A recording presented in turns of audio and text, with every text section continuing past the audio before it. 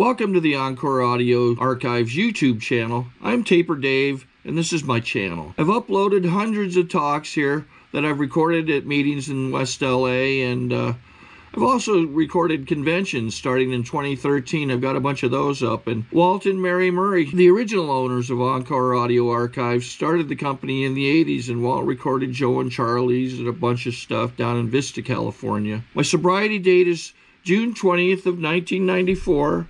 I hope you find something you like, so please like and subscribe to my channel and comment down below. If you want to hear something that I don't have or that you don't see, I'll see that I get it. Anyways, take care and have a great day if you want to.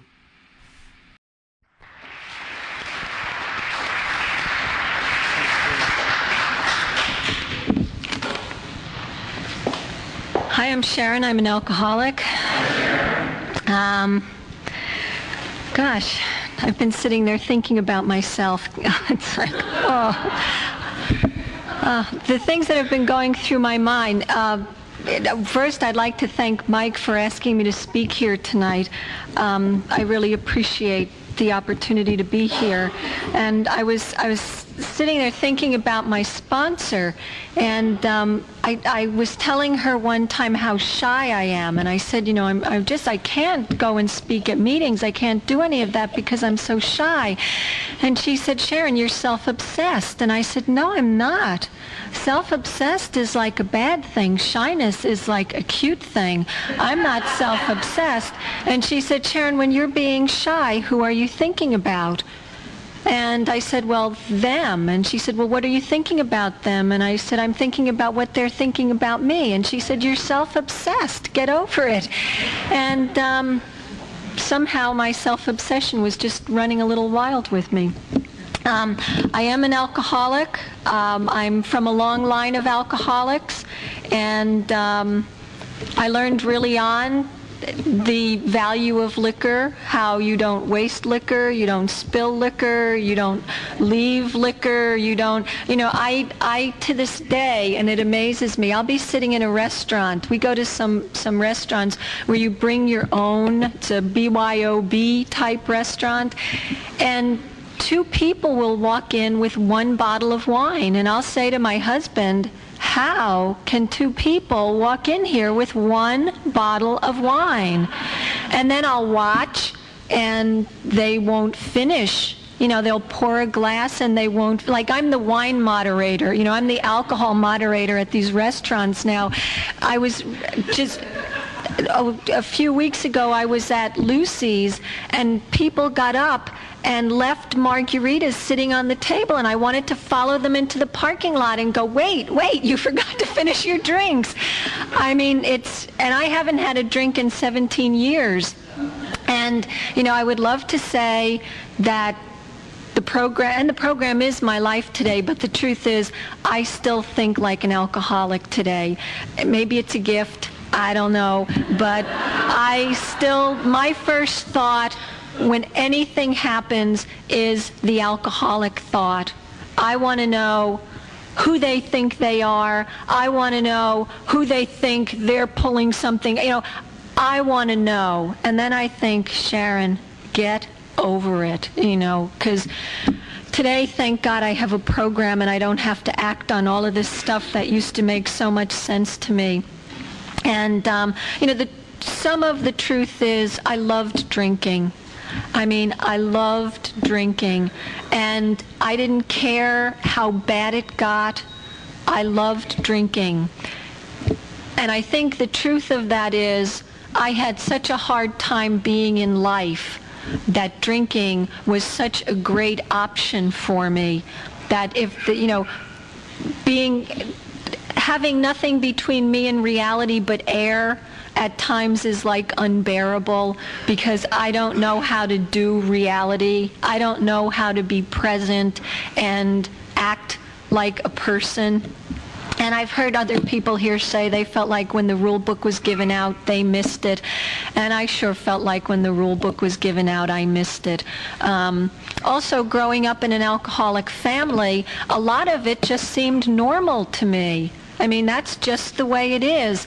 I never trusted people who didn't drink. I thought if you didn't drink, you were not to be trusted. But I also thought I was going to live fast and die young, so, and I didn't accomplish that one. And I've had to learn how to live. I've had to learn that people who don't drink are okay. I mean, I've had to learn a lot of things in this program. And I was a blackout drinker. I was a daily drinker. We're just going through the holidays, and we were laughing at one of my meetings. I've done the turkeys where I've come to when the turkey's been in the oven for 16 hours. I've done the holidays where I've gone to take the turkey out of the oven and it's still raw sitting there. And these holidays were very nice for me, and I was very present for these holidays. And when I was drinking, I couldn't connect with anything. I can look in my life today and see that there was always love in my life, and I just didn't know how to let it be there. I couldn't feel it. I couldn't accept it. And I always walked around feeling like the outcast, like the unwanted one, like the different one. And I always had this notion, if I was something, life would be better. If I was taller, smarter, prettier, fill in whatever the whatever is, and if I was it, life would be better. And what truly worked is if I was drunk, life was better, and once I got sober, it was worse. And that pattern went on through till I got sober. And then when I got sober, it got really bad because I didn't have a clue. I mean, I wanted to stop drinking and have it all get really good. I would hear people come in and say, my first AA meeting, I felt at home and I loved everyone in the room and I knew I had found it, and I wanted to rip their faces off, and just because I came into this program and I hated everybody. I hated being here. I thought AA sucked. I thought all of you sucked. I thought you were hypocrites. Did I have a bad attitude? I'd say I had a bad attitude. I'd sit in the back of the room. I'd be angry at everybody. I'd judge everything everyone was saying. And it was just torture for me being in AA. It was torture, but it was better than what was going on in my life prior to coming to AA. And I didn't understand. My lessons in this program have been little lessons that have made big differences in my life. And, I'm going to probably talk a lot about how much I hated AA, so I think it's real important to say I really love AA today. I mean, I know AA has saved my life.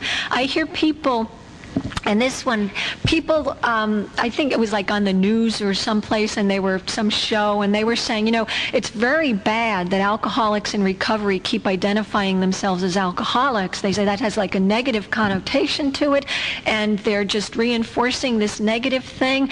And I'm thinking, these people don't understand. When I say I'm an alcoholic, there is nothing negative about that. I mean, that is where my pride is today. That is where the love in my life comes from today. That is where my God is today. And I don't see anything. When I say I'm an alcoholic, I mean, sometimes I just well up and could cry at the happiness that being able to say that and having rooms like this has brought into my life. So now that I'm over with that stuff, I'll tell you about how much I hated AA. It's like, and if I was new and heard what I just said, I'd write me off as like a real loser. I would say, oh, that one, she's pathetic, she needs help. And so it was real difficult for me being in these rooms, and I really got how hard it was and why it was hard for me one day when I was at a meeting, my Sunday morning meeting, and this guy came in and he was drunk and he was in the back of the room and he was screaming and yelling and saying all these really rude, rotten things. And the guy next to me said, "Ooh, doesn't that make you uncomfortable?" And at the meantime, people in the meeting were kind of gathering him up and getting him settled down the way we do it at meetings. And this guy was still going, "Oh, God, I hate that, I hate that." And he said, "Don't you hate it?" And I said, "No. I mean, that's who I am. That's what I'm comfortable with. I am way more comfortable walking into a room full of people, making a scene, being a jerk, than I am showing up, trying to be responsible, trying to take commitments, trying to get... I know how to screw everything up. You know, when I came to AA, I had crummy jobs, a crummy car, crummy relationships, crummy apartments. I know how to screw things up. I know how to alienate people. I know all of those things. I didn't have a clue how to be a responsible, loving, caring person. I didn't have a clue how to step forward and claim my place on this planet.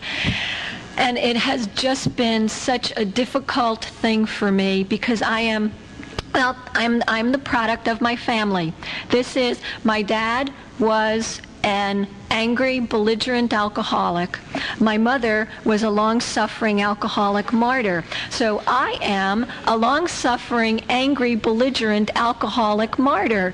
And it's, you know, it ain't pretty. Also, on my own, I developed victim, which is like fabulous. As long as it's your fault, I can deal with it. And when that guy said, "Oh, doesn't that make you uncomfortable?" When I got that, "No, this makes me uncomfortable," it was like a freedom. I mean, it was a small lesson, but it was such a freedom to understand why it was hard for me to be here, because I didn't think it was going to work for me. I thought it was going to work for all of you, and I was going to be the odd person out that it wasn't going to work for, and I wasn't going to get the good stuff. I wasn't going to connect with the love. As if that mattered, I thought, you know, big deal. And my lessons, one of my first really big lessons, you know, I came here and I listened to if we have what you want, oh God, see him. You know the part. If you have what is it? Someone help me. If you know it. If you want what we have and are willing to go to any lengths, that's the one. And I would look around and I would say, "Ooh, yeah, red leather cowboy boots. I want what you have. Ooh, yeah, nice leather jacket. I want what you have." And I honestly thought that was what was going to fix me. If I could find just the right thing, and that would, whatever it was you had that looked like it worked for you, because I judged my insides by your outsides, and I always came up missing and losing and lacking because you looked good and I felt bad. There was a problem, and it took me a while to work that one out. But one day I was at a meeting in downtown LA, and it was a big book study, and they would pass the big book around and people would read a paragraph. And this man was reading, and he was just learning to read. And he was having difficulty with his paragraph, and as he read, people would have to help him. And I would go to any lengths to not look bad. I wanted you to think I came into AA because I had it all together and my life was working great. I mean, why else do we come here? You know, my life was perfect. And so what I got to see, and after that man finished his paragraph, everyone applauded for him, and he was smiling and just really happy with what he had done. And I knew I didn't have that kind of courage. I knew if it had come to me and I had difficulty reading, I would have passed. I would have said, "I don't have my glasses, I'm not going to read," or I would have said, "Screw this, I don't need it, someone else read." But I wouldn't have taken the chance to let people help me. And when I saw that man just be who he was, doing what he needed to do to stay sober, I wanted what he had. I wanted that kind of courage because I really got a good glimpse of who I was and how I just wouldn't have been able to do that. And I got such a lesson from him about what happens inside, that it's not what's outside, it's what's inside that makes the difference. And I stopped looking at your red leather cowboy boots and your leather jackets, and I started paying more attention to what people were talking about. And I mean, there were things that happened that I remember being at a meeting one time, and this woman was sharing that her boyfriend's ex-wife was dying, and she was really concerned because what if the kids come and live with them? And I thought, well, that's like really shallow, petty thinking, but that's exactly what I would be thinking, but I would never admit it. And when I heard her honesty, I was so uncomfortable that she could look inside herself, see what was there, and tell a room full of people.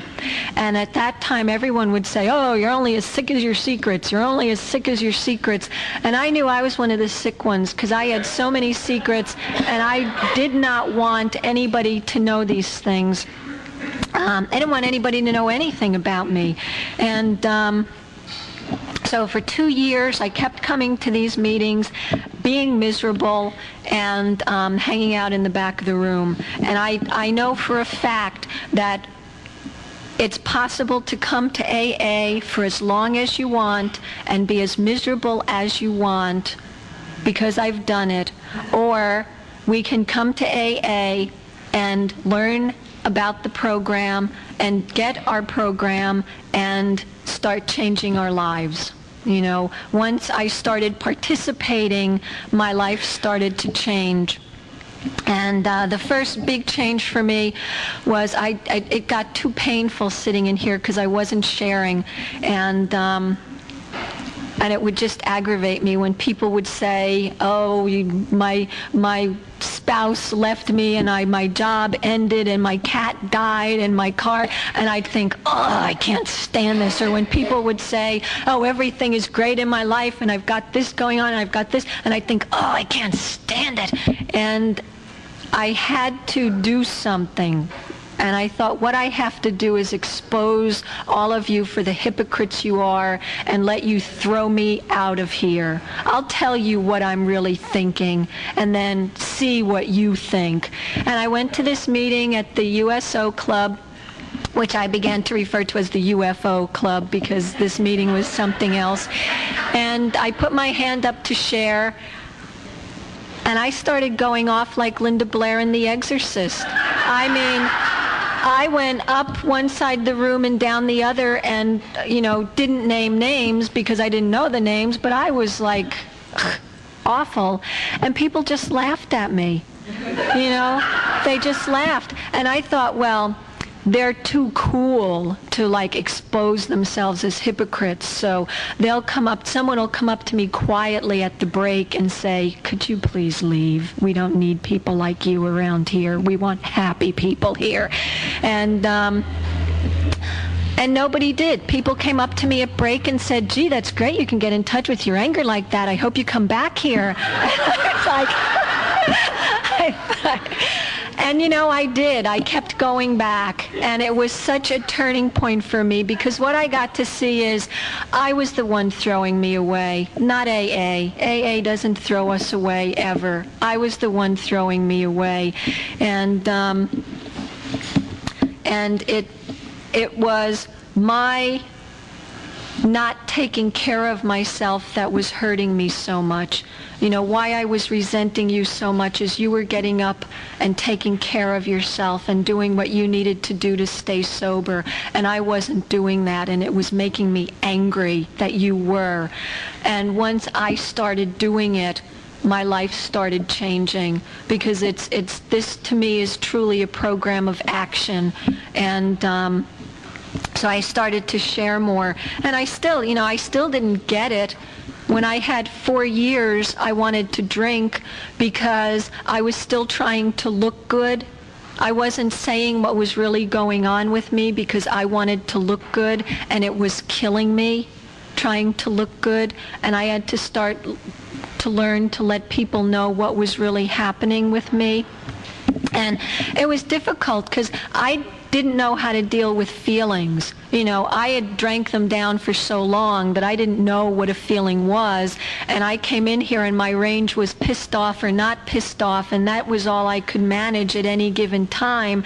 And just in showing up at meetings, hearing people talk about their feelings, I started to think feelings. Someone would talk about being in pain, and I'd say, oh yeah, I think I've felt that way. Or someone would talk about this feeling, and I'd say, oh yeah, I think I felt that way. And I began to get this emotional vocabulary, and I began to think feelings. Oh yeah, I think I felt that way. I think I felt that way. And I've had to make this journey again and again in this program. The first time I made it was with prayer. I used to do like Monty Hall with God, like let's make a deal. You do this for me and I'll do this for you. And, I'm ever the manipulator. Let's even manipulate God. And I had to stop doing those manipulating head prayers and make that journey into my heart. And when my prayers started coming from my heart, they were as simple as, God, I'm too little and I can't handle this and I need help now. And those prayers were always answered. Those prayers, not necessarily the way I wanted them to be, but they were always answered. And,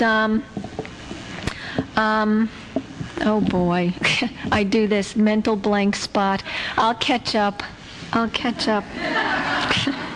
This is where I get to explain about I used to think it was Alzheimer's, but now I call it alcoholic Alzheimer's because I forget everything but my resentments. So it's like,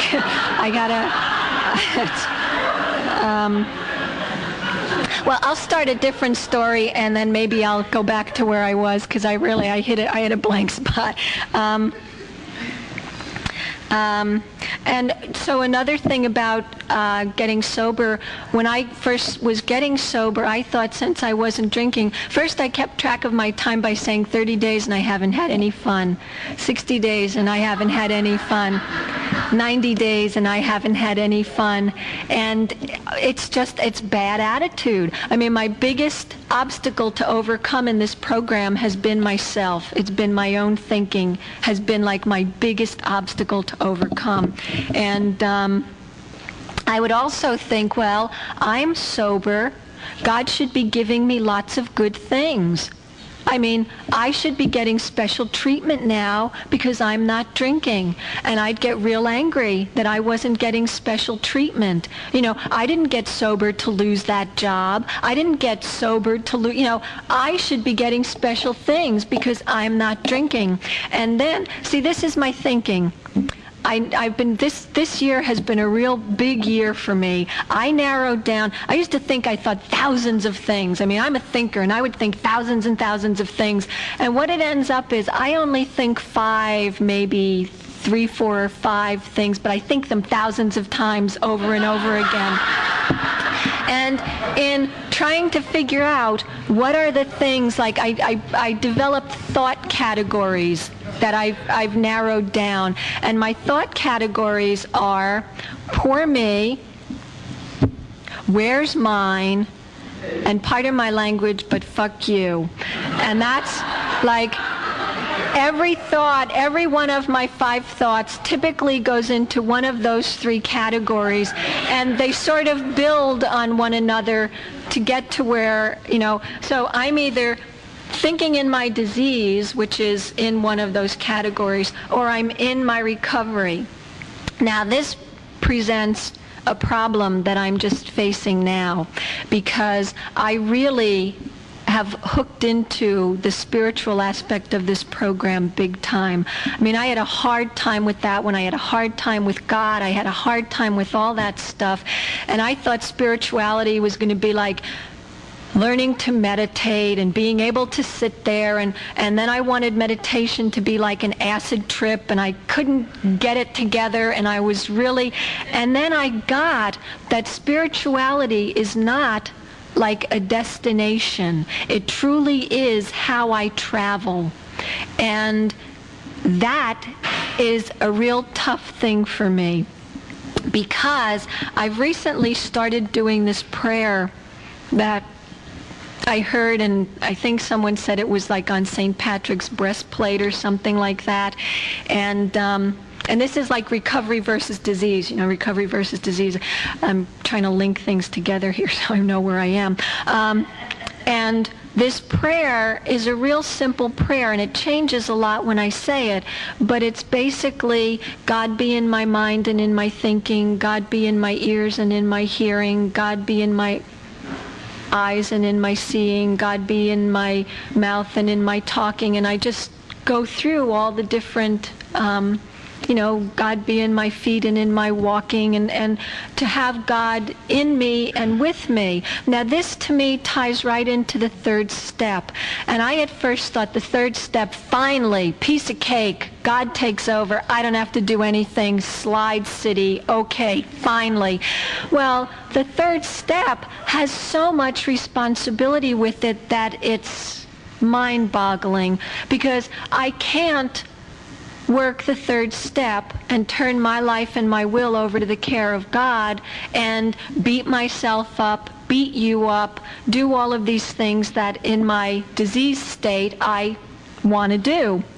So every morning I say my prayer, God be in my mind and in my thinking. And last week I was sitting in a mall, and I didn't have anything better to do, so I thought, I didn't even think this, but what I ended up doing was, well, I'll criticize everybody who walks by. And I was by myself, so this wasn't like I was bad-mouthing anybody. I was doing it all in my head. And then my prayer came to me. And I thought, Sharon, if God is in your mind, how can you be doing this? And dilemma, well, what am I going to do? And instead of sitting there criticizing people, I just put blessings on them as they walked by, and whatever that sounded like in my mind. But I had to stop doing my cute little rundown of what they were wearing or how they were walking, and I was just tired and miserable, and I was doing that, and I realized that I had to stop. So now when I'm in my car, and I'm one of those people who pops psychic blood bags and pitches hand grenades in my mind while I'm driving, and I can't do that now. If I do that, then I'm not living my prayer, I'm not living the third step, I'm not living spirituality. And, there are just some things that very early on my sponsor told me I needed to be a loving and forgiving person. And it's like, I don't want to be. I want to get back at people. And the big book says harms real or imagined. And if I can imagine it, I want to get back at you. And I can't do that anymore. I'm really one of those people who has gotten the message that I need to practice these principles in all my affairs. And it's not easy. It is just not easy. I had reached a point in my sobriety where I thought the only place I'm comfortable is in an AA meeting. That's the only place I am comfortable, is in an AA meeting. And then I had to go out, and I can't remember what I was going to, job interview, something that was scary to me. And I thought, gosh, I wish I could bring everyone in this room with me, because then I would feel safe if I had, all my AA people. And, I've got over 2 years at this point, because I would never have said that in the first 2. But I'm thinking, yeah, okay, why? And then I can bring you with me. I can keep you in my head, and the love and the support that I get here, I bring out with me. I don't have to just be here to have it. I take it out into the world with me. And it's like you wear your program like a loose-fitting garment. And I've gone through transitions in my dreams. I used to have slip dreams where I'd be suddenly drunk. And then I would have dreams where I was suddenly sober and didn't want to go to AA to admit that I had been drinking. And in my dream, I'm trying to rationalize that I didn't slip. And this last dream that I had was so amazing to me, because I was in a resort area, and someone had given me a big extra large AA t-shirt. And I had just slipped it on, and I didn't have shoes on or anything, and someone came and said, Sharon, come on, you've got to speak at a meeting. This is in my dream. And I walked in, and there was this huge auditorium filled with people. And my first thought was, I should look better. I should look better than this. I don't even have shoes on. And in the dream, I said, no, all I need is, I have on my AA t-shirt. That's all I need to go and stand in front of those people. And I thought, what a switch in my dreams from when I would be the drunk person trying to rationalize about not going back into an AA meeting. And that's another thing. Once I got sober, I stayed sober. And I am forever grateful to the people who get sober, who drink again, and who come back. I had the privilege one time of being at a meeting where a woman who had 16 years went out and used again, and she came back in, and she talked about how embarrassed she was, and she had sponsored half the people in this room. And I thought, what a gift she has given us, because I could only hope that if anything like that happened, my ego would let me come back in. You know, because that's my ego is so linked to my disease. And when people come back in, I am so grateful and happy to see them, and I admire their courage. I mean, I think it takes so much courage just to get sober, period. You know, to me, I got sober in September about 17 years ago. And in October, I was invited to a Hollywood Halloween party. Now, all I've ever wanted in my life was as much of anything as I could get. And seldom, if ever, did I get it. And here I go to this Hollywood Halloween party. I've got a little over 30 days. This is no big deal, I'm telling myself. And I get there, and they have everything. They have bottles of everything around. They have pills out. They have joints rolled. They have everything. And I got there and I danced a little bit, you know, and then I said, oh, I think I have to go. And everything in me, my mind is saying, Sharon, take it. God wants you to have this. Why would God put you here if God didn't want you to? This is the reward you've been looking for. 30 days is no big deal. You can put that together anytime. Take something. And so I'm walking out the door. It's like my higher power was in my feet, and I'm walking out the door, and I'm thinking, grab some joints at least, just anything. You'll want them later. And I didn't. You know, I didn't. I just left. I went home, and I wasn't happy. I mean, I didn't feel like, oh, I beat the devil. I was just miserable that there was all this stuff and I couldn't have it. And years later, because when I was getting sober, there was a guy, and I must have been about 9 at the time, because this guy came up and he said, you know, I remember you from when you first got sober, and I used to go to meetings with you. And he said, you look great. And he looked like really bad. I mean, he looked awful. And he said, you know, I've progressed. I'm into heroin now. I can't stop using. I can't put 30 days together, and I'm afraid I'm going to die. And in hindsight, I got to see what a big deal those 30 days are. You know, we come in, we don't have the tools, we're just going on some kind of blind faith or grit, you know, like just alcoholic grit is all we're moving on. And, you know, I could tell you easily how to get 17 years.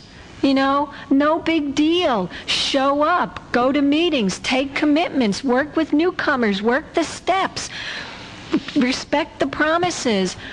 But to get 30 days, it's like a miracle. You know, it's just a miracle that any of us do that.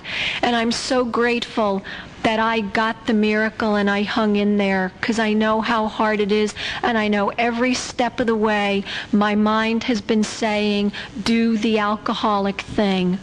And sometimes I've just had to like bite the bullet. And when I was first getting sober, there was a woman, she died years and years and years ago. Her name was Ann W. And she would just say, we're like those soldiers in the trenches, and there come times in our lives where we just have to soldier on with nothing but faith to back us. And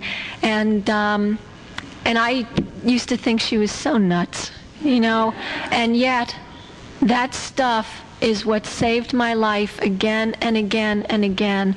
And it's all the crap. I used to think, oh, easy does it, turn it over, let go and let God, let go and let God. What? You know, what are you people talking about? And I used to think it was such incredible crap, and everywhere along the line, it saved my life. And, you know, in terms of the lessons that I've learned, the small lessons, I'm just in the process. I know there's a transition going on for me. In AA, I've learned how to be like a physical adult. I show up, I'm responsible, I do things, I take right actions, but what I'm finding is that I am not a spiritual grown-up. I keep things to myself, and on a pretty day-to-day level, I think I'm a real trustworthy person. But when it comes down to like emotional, spiritual stuff, I don't think I'm trustworthy at all. And just recently at work, something happened, and one of my coworkers said, "Why did you do that?" and went into this whole kind of tirade at me, which I knew, and intellectually, I knew was not a big deal. I just knew that this was something that had to happen, and it would blow over and everything would be okay. But in my heart, I was feeling like she's attacking me, and I don't like the way that feels. But what I would do is I would stay up in my head, which is the area that's not to be trusted. And everything in me was saying, tell her you feel attacked, tell her you feel attacked. And I'd say, no, I'll just keep it up here, it'll be over soon, and it'll be fine. And then the voice would come back and say, tell her you feel attacked, tell her you feel attacked. And I'd say, no, because I don't want to deal with... And all of a sudden, out of my mouth, I said, you know, I appreciate what you're saying, but I'm really feeling attacked by it. And she stopped. And she said, oh, I'm really sorry. I didn't mean to, you know, feel like I was attacking you. I just wanted to try and clear this up. And I said, I know that, you know, intellectually, I know that's what you're trying to do, but how it's feeling to me. And I thought, oh my gosh, you know, when I started getting my feelings, they were the big ones, and I knew exactly why I drank, because I hated those feelings. I hated that pain. I hated that humiliation. I hated all of it, and I drank to not have it. And here I was having a regular feeling, telling someone about my regular feeling, and it seems like such a little thing, but I know somewhere down the road that's going to be like a big thing in my life that's going to lead to spiritual grown-upness for me. And, you know, I hope everyone has a really blessed, happy New Year. And, you know, if we all keep coming back, I don't think we can miss. Thank you.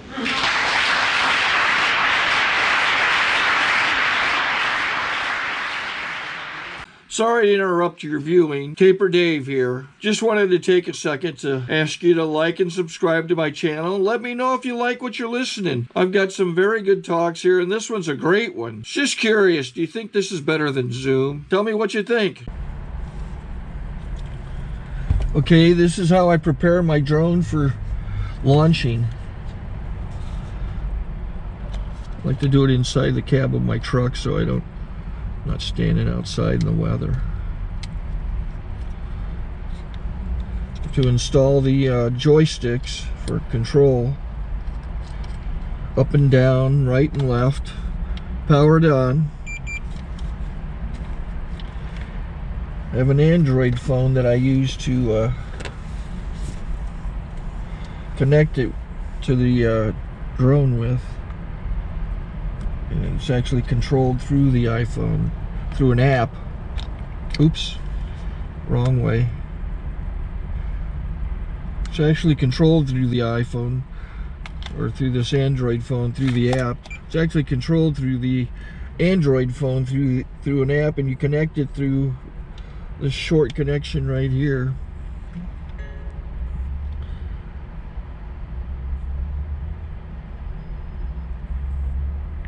Remote control connected. Remote control's connected. Pull out the drone. I have to extend the legs. Long legs extended first, then the short legs. Remove the gimbal protector. Set that aside, then power it on one short burst and one long burst. I lay it down. So I have to go to calibrate. So the drone's not connected yet. It shows you here as this drone gets disconnected, even though the remote's powered on. So the drone has to establish it's connected. So I go into the app to calibration mode. First I'll calibrate the remote controller. Start calibration. Out, in, oop, out, in, up, down, and then this little wheel is to control the gimbal. So it's calibrated. Go to gimbal calibration, start calibration, and then it calibrates the gimbal. I don't know if that shows up. The gimbal's moving all over the place. Changes, you can see it on the video. And I'm calibrated to take off. It's acquired 7 satellites at the moment. There are 26 satellites up in the sky, which it has to acquire before you can take off. So it's connected. It's got enough satellites. This is white. I can go to press this little arrow button, swipe right to take off, and it would start the motors if I slid this to the right. But I'll wait till I get outside. Don't want to do it inside.